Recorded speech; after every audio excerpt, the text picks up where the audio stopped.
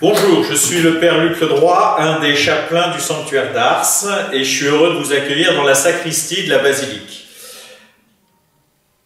Nous avons eu l'intuition de proposer à des prêtres du monde entier, et on espère jusqu'à 1200 prêtres, de venir ici au mois de septembre pour marquer les 200 ans de l'arrivée du curé d'Ars. Et l'intuition, c'est que ici, chaque année, à peu près 3000 prêtres passent et bien sûr viennent célébrer la messe. Alors, on est à la sacristie, donc la plupart des prêtres, ils laissent leur nom. Et par exemple, cette semaine, je vois qu'il y a eu des prêtres des États-Unis, des prêtres de Corée, des prêtres de Slovénie, des prêtres de Belgique. En tout cas, voilà, on pourrait tourner et il y a une multitude de prêtres qui, ici, viennent se ressourcer, viennent renouveler aussi leur sacerdoce.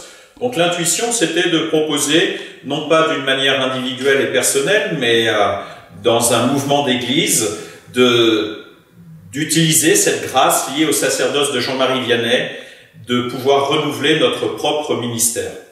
Voilà, donc j'espère que vous aurez l'occasion, dans les mois qui viennent, de pouvoir vivre et vous préparer à vivre. Nous, ici, on a déjà commencé à prier pour vous, de manière à ce que ce soit un temps où vous puissiez vous refaire, sentir aussi cette dimension de l'Église universelle, parce que qu'on soit français ou philippin ou argentin, c'est à la fois le même sacerdoce, mais les challenges ne sont pas les mêmes à être relevés. Et c'est de sentir aussi la force que les autres ont, de pouvoir s'appuyer sur cette force-là.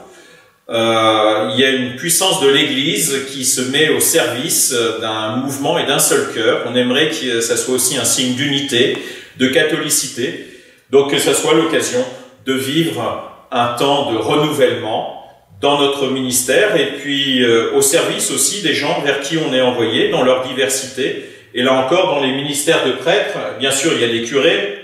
Saint Jean-Marie Vianney, c'est le saint patron des curés. Mais il y a aussi des aumôniers de gitans, il y a aussi des aumôniers d'hôpitaux.